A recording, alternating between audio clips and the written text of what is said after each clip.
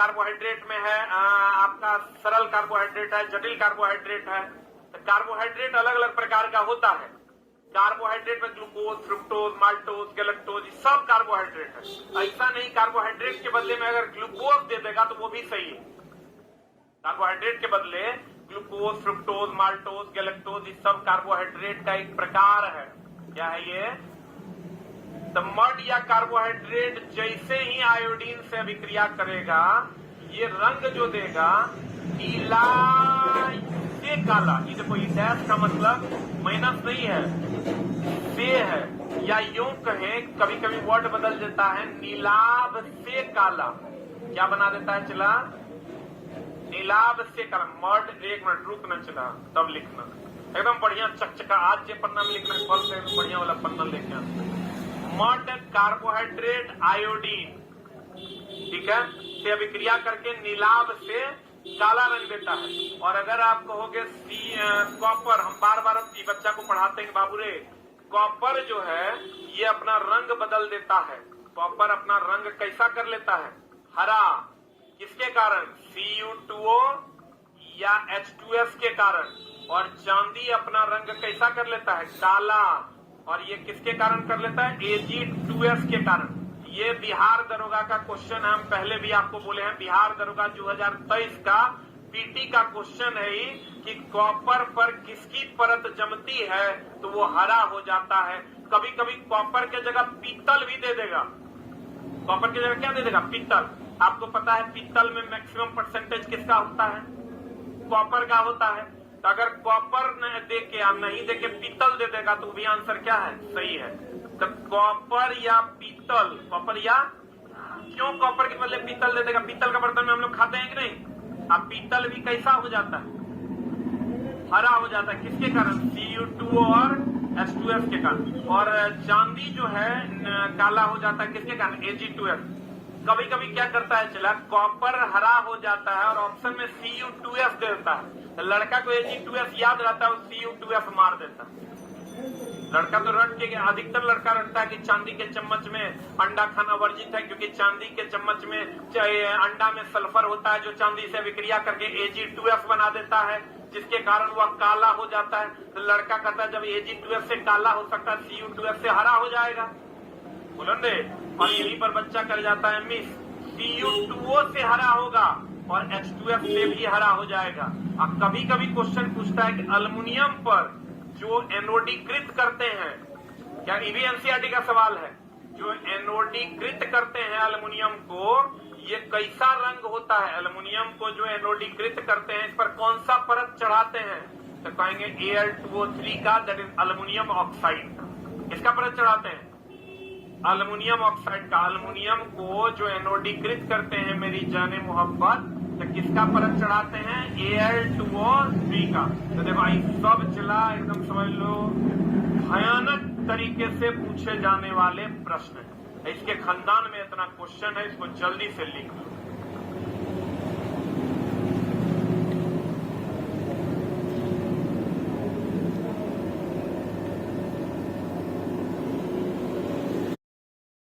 Happy birthday पुत्र। क्या happy दादू, team में सिलेक्ट नहीं हुआ, गर्लफ्रेंड तक नहीं। बिहार इलेक्ट्रिसिटी जिन बच्चों ने लिया है उनका कल से क्लास चलेगा 6 बजे से। नए बच्चों का 6 से 8 चलेगा नॉन टेक, 8 से नॉट ट्रेड। पुराने बच्चों का अभी सिर्फ 8 से नॉट ट्रेड चलेगा। 6 से 8 की जानकारी हम आपको अलग से देंगे। कल से ही स्टार्ट होना था, लेकिन बिहार इलेक्ट्रिसिटी को एक दिन के लिए एक्सटेंड किया गया है। 12 तारीख से स्टार्ट होगा।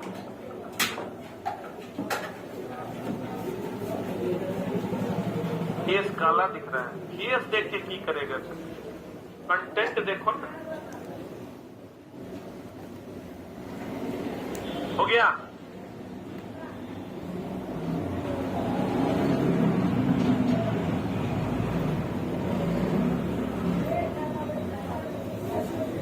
हो गया? जल्दी लिख। 1 नंबर करके 2 नंबर करके लिखते जाएगा। पीडीएफ टेलीग्राम पर भी डाल दिया गया है।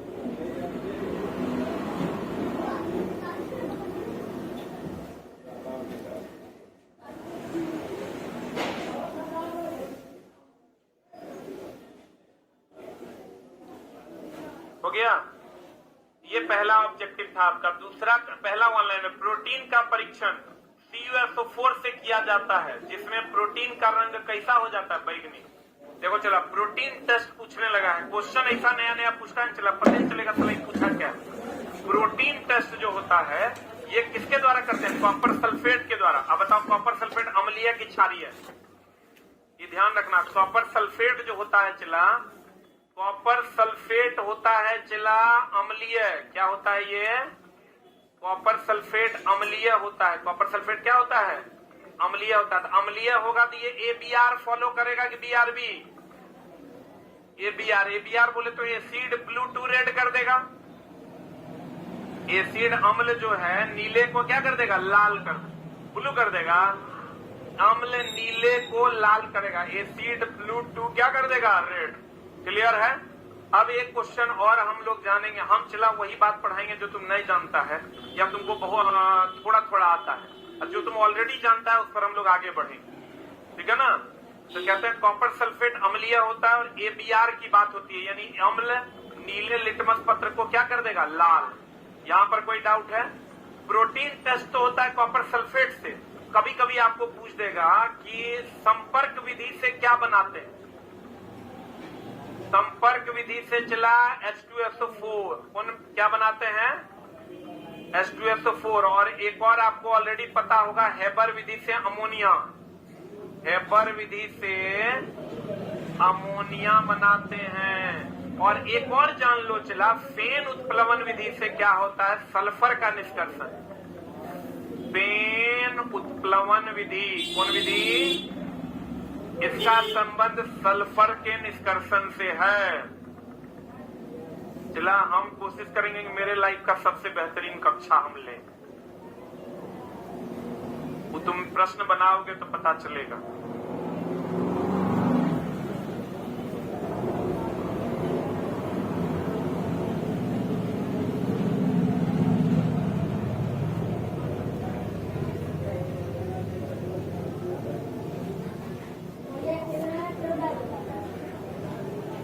हो गया?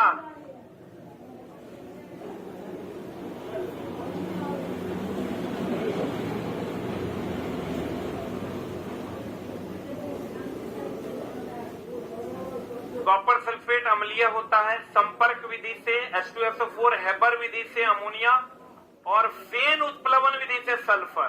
फेन उत्प्लवन विधि से सल्फर। फेन उत्प्लवन विधि से क्या? सल्फर। बढ़े आगे।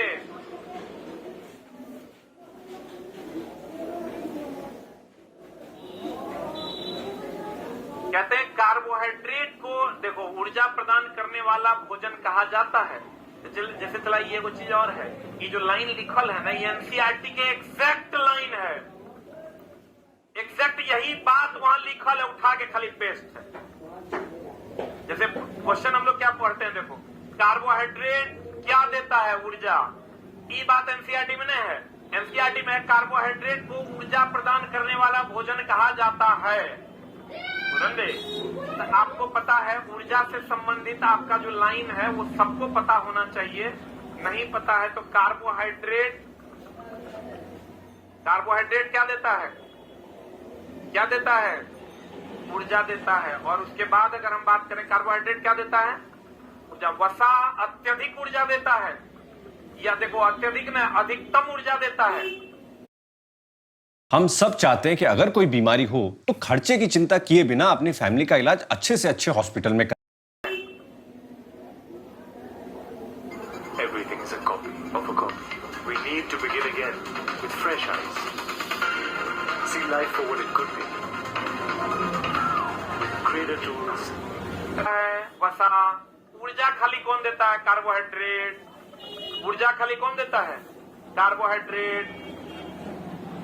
बीपीएससी के लिए साइंस पढ़ा दीजिए सर। आप 2 दिन में बीपीएससी का एग्जाम है रे, टीचर वाला।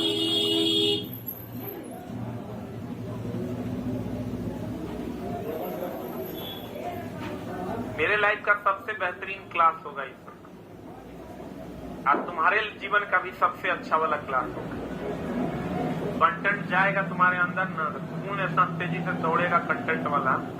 तो पढ़ोगे, क्वेश्चन बनाओगे, चला तो पता चलेगा, बोलने से तो होगा नहीं। बोले कि हो गया, अरे बोलो। अब देखो चला, यहाँ पर हम आते हैं थोड़ा सा, और क्या कहते हैं ध्यान दीजिएगा। विटामिन ए हम लोग 100 बार पढ़ते हैं, रतौंधी विटामिन ए, रतौंधी विटामिन ए, रतौंधी विटामिन ए, पढ़ता है कि नहीं? रतौंधी में रात में कम दिखाई देता है, रात का अंधापन भी इसको कहते हैं। लेकिन यहाँ चला विटामिन डी के बारे में आप जानते हैं, विटामिन डी कहाँ से मिलता है? सूर्य से। अब विटामिन सी के बारे में आप जानते हैं कि ये खट्टे पदार्थ से मिलता है, जानते हैं ना? वो यहाँ पर थोड़ा सा लाइन जो एनसीईआरटी में दिया है उसी टाइप से क्वेश्चन चला पूछता है कि विटामिन डी त्वचा के आंख के लिए तो जरूरी है, ये है विटामिन ए त्वचा के लिए भी जरूरी है, यानी त्वचा और आंख के लिए जरूरी है। और विटामिन डी की अगर हम बात करें तो विटामिन डी की कमी से कौन बीमारी होता है? रिकेट। रिकेट अस्थि से संबंधित है ना? और दांत भी एक प्रकार का अस्थि है, क्योंकि दांत और अस्थि अगर दोनों की बात करें मेरी जान, तो दोनों बना होता है कैल्शियम फॉस्फेट से। ये दांत ले लो और ये अस्थि ले लो, दोनों बना होता है कैल्शियम फॉस्फेट से बना होता है। रुक जा। हम लोग कहते हैं विटामिन डी रिकेट्स है। रिकेट्स एक प्रकार का सूखा रोग, हड्डियों का बीमारी है। तो हड्डी का बीमारी तो हम लोग जानते हैं हड्डी का बीमारी है, बुलंदे। अब दे देगा दांत का तो फिर गड़बड़ा जाइएगा, लेकिन दांत भी एक प्रकार का क्या है? हड्डी है। तो कहते हैं विटामिन डी अस्थि और दांत के लिए प्रयोग किया जाता है। अगर इसकी कमी होगी तो दो चीजें आपका गलत हो जाएगा, दो चीजों में गड़बड़ी आ जाएगी, एगो अस्थि एगो दांत। और क्योंकि दोनों बना होता है किसका? कैल्शियम फॉस्फेट का। अधिक मात्रा में कैल्शियम और कम मात्रा में फॉस्फोरस। विटामिन सी रोग घाव के प्रति सुरक्षा। देखो विटामिन सी में दो बातें हैं। विटामिन सी हम लोग क्या पढ़ते हैं? रोगों के प्रति सुरक्षा, इसलिए कि कोरोना के टाइम में देखना विटामिन सी की गोली मिलती थी, क्योंकि अगर आप विटामिन सी का श्रवण करते हैं, विटामिन सी आप पीते हैं या खाते हैं टेबलेट के रूप में, तो रोग प्रतिरोधक क्षमता आपका बढ़ जाएगा, बोलेंगे। और रोग प्रतिरोधक क्षमता बढ़ जाएगा मेरी जान। लेकिन घावों को भी ठीक करने के लिए कौन चाहिए? Vitamin C. तो कहता है घाव के प्रति सुरक्षा भी कौन देता है? Vitamin C. अब मेरे दोस्त आप जानते थे विटामिन ए आंख के लिए, रतौंधी। अब जानिए आप किसके लिए? त्वचा के लिए। विटामिन डी अस्थि के लिए जानते थे, अब आप जानिए दांत के लिए। और विटामिन सी रोग के लिए आप जानते थे, रोगों के प्रति सुरक्षा के लिए। अब आप ये भी जानते होंगे ऑलरेडी, घाव के प्रति सुरक्षा के लिए। बोलवे नहीं करेगा तो हड्डी दे देगा, नहीं देगा तो दांत आंसर होगा, आंख नहीं देगा तो त्वचा आंसर होगा, यहाँ पर रोग नहीं देगा तो घाव भरना आंसर हो जाएगा। अब कहोगे दोनों दे देगा तो नहीं देगा, कोई एक ही गुण देगा तो एक से अधिक उत्तर मार दीजिएगा। बोलिए, तो ये आपका मामला है। और अस्थि और दांत किसका बना होता है? Calcium phosphate. Any doubt?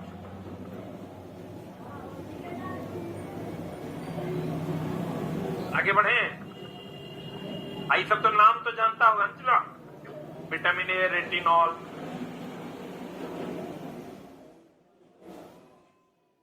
आई जो चला विटामिन सी है ना, घाव के प्रति सुरक्षा और रोग से लड़ने के लिए हमारे शरीर में एंटीबॉडी बनाने में सहायता करता है। कौन? Vitamin C. बढ़े, बढ़ गया क्या? 5 नंबर कहता है भोजन को गर्म कर। अच्छा चला एक बात बताओ, जे तू जानता है ना उसको हम लोग इग्नोर करेंगे, वो तू पढ़ा हुआ है उस पर हम ज्यादा जोर नहीं देंगे। कि सबको पता है भोजन को धोएंगे बी या सी घुल के निकल जाएगा। तो नहीं जानत है जग में, सब जानत कि भैया धोएंगे ना तो बी और सी क्या हो जाएगा? निकल जाएगा। लेकिन आप जानिए कि भोजन को गर्म भी कीजिएगा तो विटामिन सी आसानी से नष्ट हो जाएगा, क्योंकि गर्म अगर आप भोजन को करते हैं तो मॉइस्चराइज होगा, मॉइस्चराइज होगा तो विटामिन सी आसानी से निकलेगा तो गर्म करने तो जल जाएगा।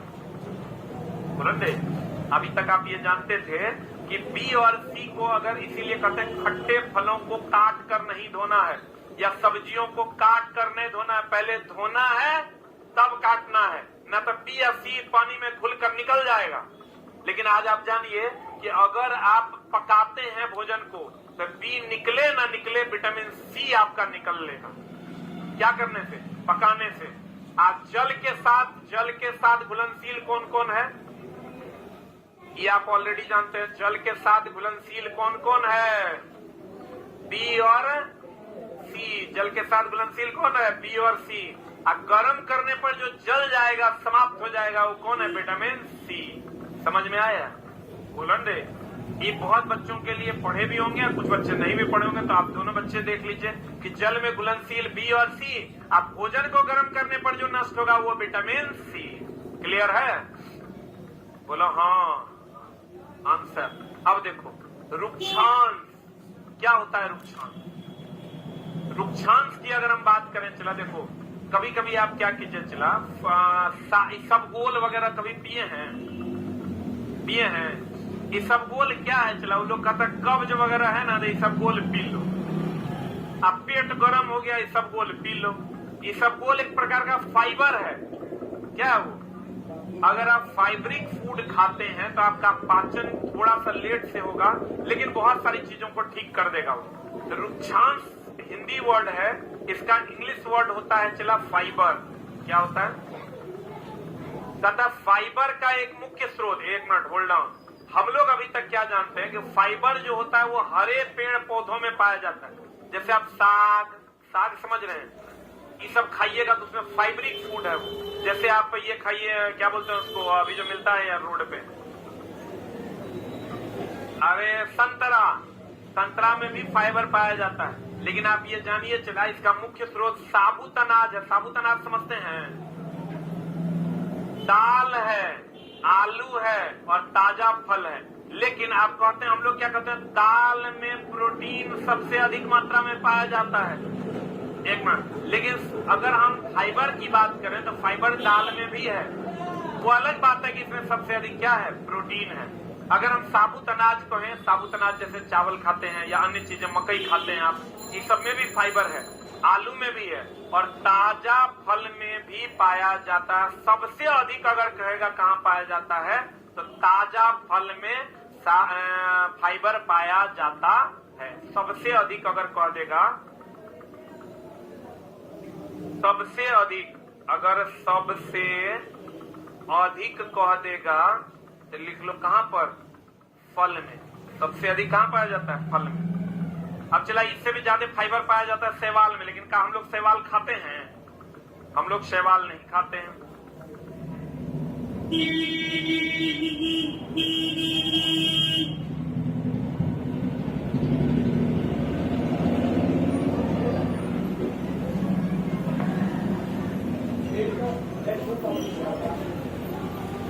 सबसे अधिक फाइबर कहां पाया जाता है, शैवाल में।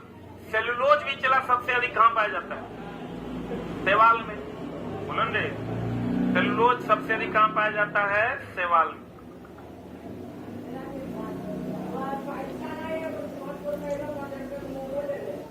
चलते हैं चला अगले प्रश्न की ओर। कहता है वह पदार्थ